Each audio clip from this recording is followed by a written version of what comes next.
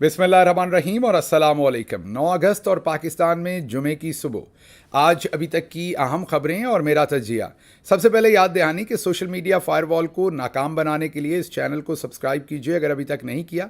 Vlog देखने के बाद इसे लाइक कीजिए, कमेंट कीजिए और हो सके तो इसके लिंक को व्हाट्सएप और दूसरे सोशल मीडिया पर शेयर कीजिए।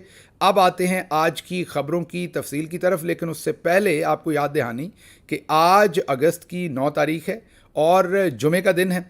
आज शाम 6 बजे नॉर्वे के शहर ओस्लो में हम वहाँ की पार्लियामेंट की बिल्डिंग के सामने एक एहतजाज कर रहे हैं। मैं इस वक्त नॉर्वे में हूँ और इस एहतजाज में शरीक हूँगा। आप सबसे भी मेरी गुजारिश है कि आप ज़रूर इसमें तशरीफ़ लाइए और आवाज़ उठाइए इमरान खान के लिए, पाकिस्तान के लिए। अब आते हैं आज की ख़बरों की तरफ। कल शाम पाकिस्तान के अंदर, कल दोपहर या इवनिंग में पाकिस्तान के अंदर एक उलमा व मशाइख की कॉन्फ्रेंस हुई, जिसमें उलमा भी थे, मशाइख भी थे। और ये कॉन्फ्रेंस जो है, इसकी अरेंजमेंट जो हमारे ज़राए हैं वो बता रहे हैं कि पाकिस्तानी मिलिट्री इस्टेब्लिशमेंट की तरफ से की गई थी और ज़ाहिर है उसमें ISPR भी इन्वॉल्व था, दूसरे इदारे भी इन्वॉल्व थे। और ये उलमा और मशाइख जिस बड़ी तादाद में आए थे वो मिलिट्री इस्टेब्लिशमेंट के अरेंजमेंट के ऊपर आए थे। और उसके अंदर आर्मी चीफ जनाब जनरल आसिम मुनीर साहब ने भी खिताब फरमाया। बड़ा ही इंटरेस्टिंग उनका जो पूरे का पूरा खिताब था, उसके ऊपर तफसीली आपसे बातचीत करते हैं अभी। और उसके साथ साथ शहबाज शरीफ साहब ने तो हद ही कर दी। उन्होंने तो इस दफ़ा पॉलिश जो है ना वो पता नहीं मतलब मैं क्या कहूँ उसको, कि ब्रश के बगैर ही उन्होंने हाथों से ही बूट पॉलिश करने शुरू कर दिए। और वो उनकी भी तकरीर का थोड़ा सा एक छोटा सा टुकड़ा सुनवाएंगे और बस आप, मेरा ख्याल है, फिर पेट पे हाथ रख के हंसेंगे कि मामलात कहाँ तक चले गए हैं। और शायद इसी तरह के जोकर्स हैं जिनको हम वज़ीर आज़म के तौर पर देखना चाहते हैं, क्योंकि वो हमारे बूट बहुत अच्छे पॉलिश करते हैं। सबसे पहले तो जो आर्मी चीफ़ हैं उन्होंने जो तकरीर की वो आपके सामने रखते हैं। उलमा व मशाइख की ये जो कॉन्फ्रेंस थी, इसमें आर्मी चीफ ने तकरीर करते हुए कहा कि आइन को ना मानने वालों को हम पाकिस्तानी नहीं मानते। बिल्कुल आर्मी चीफ साहब, हम भी ऐसा ही समझते हैं कि जो लोग भी आइन को नहीं मानते उनको हम पाकिस्तानी नहीं मानते और पाकिस्तान के अंदर उनको सज़ाएं मिलनी चाहिए। और आइन देखिए, सबसे पहले अयूब खान ने तोड़ा था। आज तक ना सिर्फ हम उसे पाकिस्तानी भी मानते हैं बल्कि उनको तमाम की तमाम मुराद भी उनके लिए मौजूद हैं, उनके तमाम के तमाम मेडल्स और सब कुछ उनके पास है। उसके बाद आइन जो है वो कम से कम जनरल ज़ियाउल हक साहब ने तोड़ा था। वो आज भी उनके पास तमाम, ज़ाहिर है वफ़ात पा चुके, अल्लाह उनकी मग़फ़िरत करे, अयूब खान साहब की भी और उनकी भी। लेकिन ज़ाहिर है आज भी वो पूरी मुराद उनके और उनके ख़ानदान के पास हैं। किसी ने उनके ख़िलाफ़ फ़ैसला नहीं दिया कि वो आइन शिकन है और गद्दार वतन है, या आज तक किसी ने उनके बारे में नहीं कहा। उसके बाद जनरल मुशर्रफ साहब ने आइन तोड़ा, वो भी अल्लाह के पास जा चुके हैं। उनके ऊपर आर्टिकल 6 का मुकदमा चला, लेकिन कोई मुराद उनसे भी आपके महकमे ने सर अभी तक वापस नहीं ली। ये 3 आइन शिकन तो कम अज़ कम ऐसे हैं जिन पर किसी न किसी तरह के अदालती फ़ैसले भी मौजूद हैं, लेकिन उनके पास तमाम मुराद अभी तक वैसी की वैसी हैं। अब ये समझ नहीं कि ये कौन सा पाकिस्तानी है। वो माड़ा पाकिस्तानी होगा जिसने अगर अगला आइन को आगे पीछे थोड़ा बहुत कर दिया तो उसको फिर हम पाकिस्तानी नहीं मानेंगे। जो तगड़े हैं और आप में से हैं, उन्होंने तो आइन को तुन के रख दिया और उसके बावजूद भी वो सिर्फ पाकिस्तानी नहीं बल्कि ब्लू आइड पाकिस्तानी पूरे एजाज़ो इकराम के साथ हम उन्हें मानते हैं। तो पहली तो ये बात है। हाँ, जनरल बाजवा साहब हूँ, आप हूँ या दूसरे दोस्त अकाबरीन हैं, इनके बारे में भी हिस्ट्री ने फैसला करना है। कहाँ कहाँ आइन तोड़ा, 90 दिन में इलेक्शन किसने नहीं करवाए, क्या कुछ हुआ, आइन की कहाँ कहाँ खिलाफ वर्जी हुई, सारी बातें भी सामने आएंगी और देखेंगे फिर इन सबको भी पाकिस्तानी माना जाता है कि नहीं। फिर उन्होंने कहा कि सोशल मीडिया से इंतशार फैलाया जाता है। आर्मी चीफ साहब की सोशल मीडिया के ऊपर बहुत तवज्जो है, गहरी तवज्जो रखते हैं आर्मी चीफ, गहरा इंटरेस्ट रखते हैं और बिल्कुल इसे सरीहन या खालिस्तन एक इंतशारी टूल समझते हैं। सोशल मीडिया के तो बिल्कुल वो सिरे से ख़िलाफ़ है कि ये इंतशार फैलाता है। इंतशार की कोशिश की तो रब्बे काबा की कसम। अच्छा, ये भी आजकल हमारे पॉलिटिकल लीडर भी रब्बे काबा की कसम कहते हैं। ये मुझे नहीं समझ आया, ये नया फ्लेवर है मार्केट में, क्योंकि रब तो काबे का भी है और हर चीज़ का रब है। रब तो रब है, सिर्फ काबे का रब थोड़ी है। रब तो हर जगह का है। वही रब है जो मस्जिद नबवी सल्लल्लाहु अलैहि वसल्लम का रब है, वही रब है जो पूरी कायनात का रब है, वही रब है जो इवन रोम का भी रब है। मतलब जहाँ पर क्रिश्चियनिटी का सारा सिस्टम है, पूरी दुनिया का रब है, सिर्फ काबा का रब नहीं है, सारी दुनिया का एक ही रब है। और हाँ, ये ज़रूर है कि दूसरे لوگ پتہ نہیں کس کو رب سمجھتے ہو، لیکن ہم لوگوں کو تو پتہ ہے کہ وہ ایک ہی رب ہے اور اس کے علاوہ اور کوئی خدا نہیں ہے. تو یہ رب کعبہ کی قسم، میں نے پولیٹیکل جو پی ٹی آئی کے جلسے کے اندر بھی یہ بات چیت سنی، تو یہ لگ رہا ہے یہ بھی کوئی مارکیٹ کے اندر نیا ٹرینڈ آیا ہے اب رب کعبہ کہنے کا بھی. تو انہوں نے کہا کہ رب کعبہ کی قسم جنہوں نے انتشار کی کوشش کی ان کے سامنے کھڑے ہوں گے ہم. یہ تو ذرا تھوڑا سا اس میں ذرا تھوڑا سا مجھے جنرل ضیاء الحق صاحب والے عراقی جھلک ذرا نظر آ رہی ہے. تو غزہ پر ڈھائے جانے والے مظالم دیکھ کر دل خون کے آنسو روتا ہے. یہ خون کے آنسو بھی سر ہم نے رونا ہے، اور اس کے ساتھ ساتھ ان تمام بے شرموں کے خلاف ہم نے کارروائی کرنی ہے جنہوں نے پاکستان کے اندر غزہ کے لیے کبھی کسی کو آواز نہیں اٹھانے دی. آرمی چیف صاحب اس کا پتہ کیجئے وہ کون بے شرم آدمی تھا جس نے لاہور کے اندر ایک کرکٹ سٹیڈیم میں فلسطین کا جھنڈا لہرانے پر اس کو پکڑ کے سٹیڈیم سے باہر نکال دیا تھا. اس کے بعد سر جہاں جہاں بھی فلسطین کا کسی نے کوئی مظاہرہ غزہ کا کرنے کی کوشش کی، اسلام آباد میں بھی ہر جگہ ان پر گندا پانی اور واٹر کیننز اور لاٹھی چارج پتہ نہیں کیا کچھ ہوتا رہا. پھر سینیٹر مشتاق صاحب کا تو جو ایک احتجاج تھا وہاں تو بندے مار دیے گئے تھے گاڑی چڑھا کر، ان کو ابھی تک انصاف نہیں ملا. تو سر یہ پتہ کیجئے وہ کون سے بے شرم ہیں، کیونکہ دیکھیے ہمارے صدر پاکستان بھی غزہ کے لیے ایسے ہی خیالات رکھتے ہوں گے، ہمیں امید ہے. ہمارے جو ہمارے اس ٹائم فارم 47 کے وزیر اعظم ہیں وہ بھی یہی سوچتے ہوں گے. آپ آرمی چیف ہیں، آپ بھی ایسا ہی سوچتے ہیں. تو پھر یہ کون ہے جس کی وجہ سے پاکستان کے اندر کبھی کہیں غزہ کے لیے آواز نہیں اٹھانے دی جاتی؟ اس کو بھی ذرا دیکھ لیجئے گا، کیونکہ پولیس ہماری کتوں کی طرح ٹوٹ پڑتی ہے جو بھی فلسطین کے حق کے لیے وہاں بات کرنے کی کوشش کرتا ہے. کسی نے پاکستان میں انتشار کی کوشش کی تو رب کریم کی قسم اس کے آگے کھڑے ہوں گے. بنگلہ دیشی عوام نے جو انقلاب لایا ہے، میرا خیال ہے کہ اس کے بعد یہ وارننگ ہے ہمارے ادارے کی طرف سے کہ کسی نے بھی یہاں انتشار پھیلانے کی کوشش کی، کسی نے بنگلہ دیش کی طرح یہاں باہر نکلنے کی کوشش کی، تو پھر اس کے سامنے کھڑے ہوں گے اور اس کی تباہی مچا کے. بالکل بنگلہ دیش میں بھی ایسے ہی ان کو بتایا جاتا تھا کہ اگر آپ نے کوشش کی تو پھر آپ کی ٹھکائی کریں گے ہم. اچھا جی، اگلی بات ہے، اگلی جو شریعت اور آئین کو نہیں مانتے ہم انہیں پاکستانی نہیں مانتے. سر میں تو شریعت کو مانتا ہوں، شریعت محمدی صلی اللہ علیہ وآلہ وسلم کو مانتا ہوں اور آئین پاکستان کو بھی مانتا ہوں. سر ہمارے پھر بھی اس کے باوجود پاسپورٹ، شناختی کارڈ، ہر چیز جو ہے وہ کینسل ہیں. ہم تو پاکستانی ہونے کا حق ہی ہم سے چھین لیا گیا ہے، غدار وطن لکھا ہوا ہے. اچھا دوسری بات سر کہ اب جو غیر مسلم ہیں وہ میرا نہیں خیال، میں عالم نہیں ہوں معذرت کے ساتھ، مجھے لگتا ہے وہ تو ہماری شریعت کو نہیں مانتے نا، ہم مانتے نا، ہم مسلمان ہیں، ہم اپنی شریعت پر یقین رکھتے ہیں، آئین پر تو ساری رکھیں گے. تو اب کیا آپ غیر مسلموں کو پاکستانی نہیں مانتے سر؟ کیونکہ آپ نے یہاں کہا کہ جو شریعت کو نہیں مانتا اس کو آپ پاکستانی نہیں مانتے. اچھا جی، اللہ کے نزدیک سب سے بڑا جرم فساد فی الارض ہے. بالکل سر ہم بھی یہی کہتے ہیں، جو ملک کے اندر فساد پھیلایا ہوا ہے یہ سب سے بڑا جرم ہے. اور پھر آگے کہا کہ احتجاج کرنا ہے ضرور کریں لیکن پرامن رہیں. سر یہی تو ہم بات کہتے ہیں کہ احتجاج کرنے دیں لوگوں کو پرامن طریقے سے. جو ان کو لاٹھی چارج کیا جاتا ہے، اٹھایا جاتا ہے، اغوا کیا جاتا ہے، یہ پرامن والا کام نہیں ہے. گولیاں چلائی جاتی ہیں. تو یہ ذرا چیک کیجئے یہ کون ان سارے امن کے خلاف کون ہے اور کون یہ سب کچھ کر رہا ہے. پاکستان نے 40 سال سے زیادہ عرصے تک لاکھوں افغانیوں کی مہمان نوازی کی. دہشت گردی کی جنگ میں خیبر پختونخوا کے عوام نے بہت قربانیاں دی ہیں. ہم پختون بھائیوں اور خیبر پختونخوا کے عوام کی کاوشوں کو سراہتے ہیں. سر بالکل آپ نے کتنی خوبصورت باتیں کی کہ پختونخوا کے لوگ کتنے محب وطن ہیں اور آپ ان کو کتنا سراہتے ہیں. سر بالکل انہی لوگوں نے 95% لوگوں نے عمران خان کو ووٹ دیا ہے. سر خیبر پختونخوا نے سب سے زیادہ ووٹ دیا ہے. سر خیبر پختونخوا عمران خان کا گھر ہے. آپ سوچیں کہ خیبر پختونخوا کے لوگوں نے کتنی قربانیاں دی ہیں اور آپ ان کا کتنا احترام کرتے ہیں. سر ہم چاہتے ہیں اس سے 10 گنا زیادہ احترام آپ عمران خان کا کریں، کیونکہ وہ لوگ عمران خان کا احترام کرتے ہیں اور ان لوگوں کا حقیقی ریپریزنٹیٹیو جو ہے وہ عمران خان ہے. اس کے بعد جی، خوارج ایک فتنہ ہے، ہم اپنے برادر ہمسایہ اسلامی ملک سے مخالفت نہ کریں.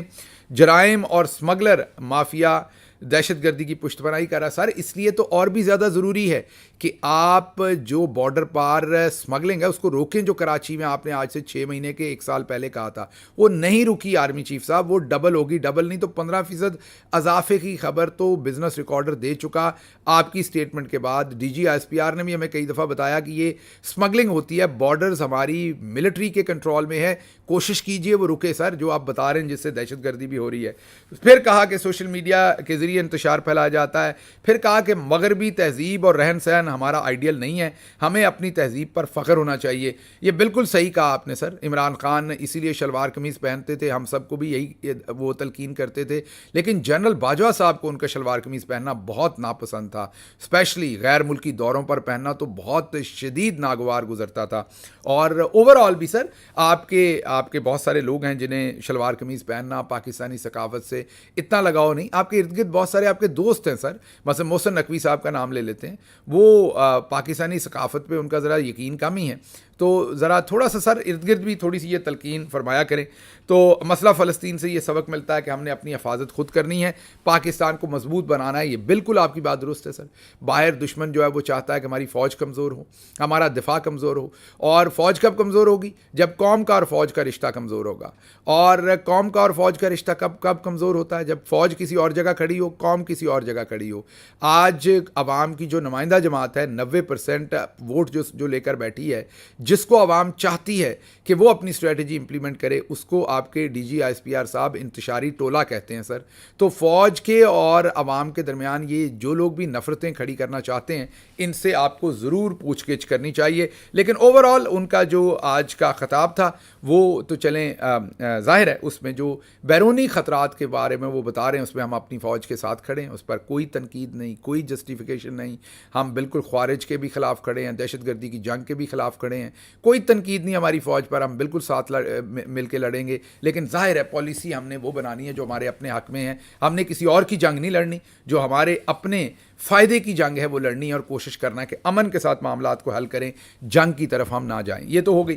اس کے ساتھ ساتھ جو اگلی بات آپ کو کوئکلی بتانی ہے وہ یہ کہ جو علماء اور مشائخ کی کانفرنس تھی, اس میں یہ دیکھ کر بھی حیرانی ہوئی کہ وہ جو ایک شف سرکار ہے وہ بھی اگلی لائن میں بیٹھے ہوئے تھے. تو اس سے سوالات کھڑے ہو گئے ہیں اس پوری کی پوری کانفرنس کی انٹینٹ کے, اور پوری کی پوری کانفرنس کی جو کوالٹی تھی, are the quality of audience, کہ اگر شف سرکار جو ہے وہ پہلی لائن میں بیٹھے ہوئے ہیں تو پھر پچھلی لائنوں میں بیٹھے ہوئے جو دوست ہیں وہ کہاں سے آئے ہوں گے, کیسے ہوں گے, وہ تو پھر کوئی سوچ سکتا ہے. اور اس کے ساتھ یہ بھی اندازہ ہو رہا ہے کہ شف سرکار کو ساری طاقت ملتی کہاں سے ہے. اچھا جی, اس کے بعد آرمی چیف کی جو تقریر ہے اس پر تو ہم نے آپ کو بتا دیا. اب ہم آپ کو بتاتے ہیں فارم 47 والے آپ کے چھوٹو سے جو وزیر اعظم ہیں انہوں نے جو بات کی ہے 10 سیکنڈ کی بات ہے, پہلے سن لیں. میرا خیال اس کے اوپر تبصرہ کرنے کی ضرورت ہے نہیں, کیونکہ لمبی بات ہوگی آرمی چیف کے خطاب پر. اگلی خبروں پر میں نے جانا ہے, یہ ذرا 10 سیکنڈ کی بات سن لیں. سپہ سالار نے ذکر کیا, اور قرآن کریم کی روشنی میں قرآن کے نہ صرف وہ حافظ ہیں بلکہ آپ نے خود دیکھا کہ قرآن کریم کا نور نہ صرف ان کے دماغ اور دل میں رچا بسا ہے, بلکہ زندگی گزارنے کے حوالے سے جو اللہ تعالیٰ کے احکامات ہیں ان کی روشنی میں انہوں نے جو گفتگو کی ہے, یہ اسی کا نچوڑ ہے کہ آج ہمیں پاکستان کے جو سماجی اور معاشی چیلنجز ہیں اس کا ہمیں بھرپور اس کا حل نکالنا ہے. سن لی آپ نے. میرا خیال ہے کہ اب مجھے اس پر کوئی تبصرہ کرنے کی ضرورت ہے نہیں. انہوں نے تو میرا خیال ہے کہ نارملی برش سے پالش کرتے ہیں نا, انہوں نے سیدھا انگلیوں سے ہی پالش اٹھائی ہے ڈبی میں سے اور بوٹوں پر مارنی شروع کر دی ہے. اب مجھے نہیں پتا کہ وہ چمک کیسے لائیں گے اس سارے معاملے میں بوٹوں پہ, لیکن انہوں نے تو اخیر ہی کر دی ہے, اور انہوں نے مذہب کی ان بلندیوں پر پہنچا دیا آرمی چیف کو کہ اب ممکن نہیں ہوگا ان کے لیے کہ ان کے فارم 47 کے بارے میں وہ کچھ بھی سنیں. بہرحال اس سے آگے کوئی آپ نے کسی قسم کا بھی, ایون کاکڑ صاحب کو بھی یہ کارروائی آپ نے کرتے ہوئے نہیں دیکھی ہوگی. اچھا جی, اگلی خبر جو ہے وہ آپ کے سامنے رکھیں گے کہ چودھری غلام حسین صاحب نے یہ خبر دی ہے. ان کی خبر ہے, میری خبر نہیں ہے, نہ میرا تجزیہ ہے نہ تبصرہ ہے, صرف ان کی خبر آپ کے سامنے رکھ رہا ہوں.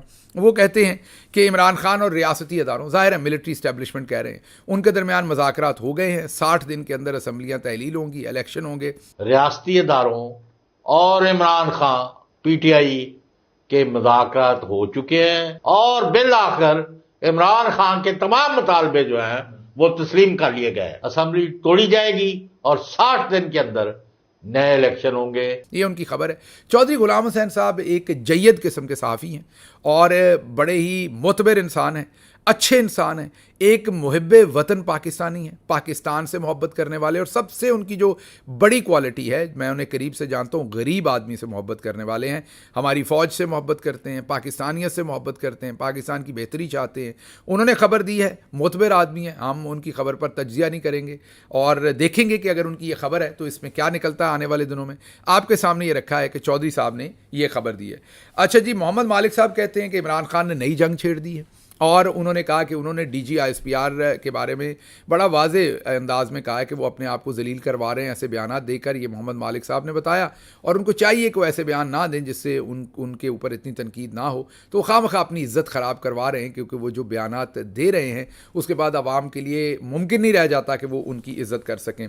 और उसके साथ साथ मोहम्मद मालिक साहब ने कहा कि जो लोग कह रहे हैं कि इमरान खान मशरूत माफ़ी मांग रहे हैं, उन्होंने शायद इमरान खान की मीडिया टॉक के पॉइंट्स देखे नहीं हैं, उनको शायद इस बात का पता नहीं है कि इमरान खान ने पहले से भी ज़्यादा सख्त बातचीत की है।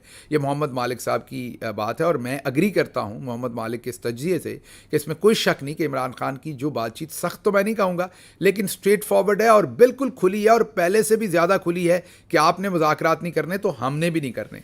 अच्छा जी, अगली खबर आपके सामने जो रखेंगे वो तनख्वाहदार तबके ने अब टैक्स ऐसा अदा करना शुरू किया है जिसकी मिसाल पाकिस्तान में नहीं मिलती। सबसे आगे निकल गया तनख्वाहदार तबका। तनख्वाहदार तबके से ज़्यादा बस बैंकिंग सेक्टर और पेट्रोलियम सेक्टर ने टैक्स दिया है। इवन टेक्सटाइल सेक्टर, जो अपने आप को बहुत बड़े एक्सपोर्टर्स कहते हैं, वो सिर्फ 111 अरब, कितने, सिर्फ 111 अरब टैक्स देते हैं। और तनख्वाहदार तबका जो है वो इस वक्त 367 अरब, ये तकरीबन 367 बिलियन जो है वो टैक्स दे रहा है। तनख्वाहदार तबका तीसरा बड़ा टैक्स दहिंदा जो है वो तनख्वाहदार तबका हो गया पाकिस्तान में। ये एक तरफ तो फ़ख्र की बात है तनख्वाहदार तबके के लिए, लेकिन दूसरी तरफ हमारी रियासत के लिए ये शर्मिंदगी की बात है कि तनख्वाहदार तबका उनके काबू आया हुआ है, उनको मसल कर उनसे तेल निकाल रहे हैं, और जिनसे टैक्स लेना चाहिए उनसे टैक्स नहीं ले रहे। तो ये बहुत ही शर्मिंदगी की बात है कि जहाँ पर टेक्सटाइल बरामदगान ने सिर्फ 267 बिलियन दिया, मैंने पहले 111 कह दिया, माजरत उसके लिए, 267 बिलियन उन्होंने दिया, उसी जगह पर 367 बिलियन जो है वो तनख्वाहदार तबके ने जो है वो टैक्स दिया है। आप इससे खुद ही सोच लीजिए कि मामला तनख्वाहदार तबके के लिए कितने मुश्किल हो रहे हैं और किस तरफ जा रहे हैं। अच्छा जी, मुसद्दक मलिक साहब ने एक प्रेस कॉन्फ्रेंस की है। पिछले दिनों भी उन्होंने कहा था कि आएँ मुज़ाकरात करें, अब भी वो मिन्नतें कर रहे हैं और तरले कर रहे हैं मुसद्दक मलिक साहब। तो 3 आज के लतीफ़े और हैं जो आपको मैंने बताने हैं।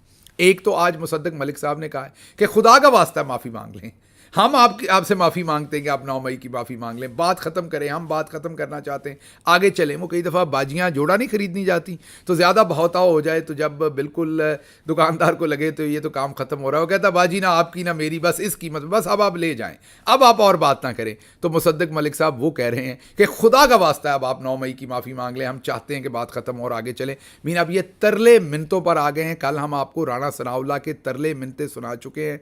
मुसद्दक मलिक अब दोबारा तरले और मिन्नतें कर रहे हैं और इंकशाफात कर रहे हैं कि बस ये माफ़ी मांगे और हम आगे चलें। हर रोज़ ये तरले मिन्नतें कर रहे हैं। इससे आप समझ सकते हैं कि जो इमरान खान ने कहा है कि इनके पास सिर्फ 2 महीने हैं, उस सारी बात को आप खुद ही समझ सकेंगे। इस्लामाबाद थाने की हदूद के अंदर से, जी हाँ, ये हम नहीं कह रहे FIR कटी है, इस्लामाबाद थाने की हदूद के अंदर से गाड़ी चोरी हुई है, थाने के अंदर से। मीन मतलब मैं क्या कहूँ कि चोरों को मोर पड़ गए, पता नहीं चोरों को चोर पड़ गए, आपने क्या कहना। ये लॉ एंड ऑर्डर की सिचुएशन है और इस्लामाबाद की पुलिस जनाब मोहसिन नकवी साहब के अंडर है।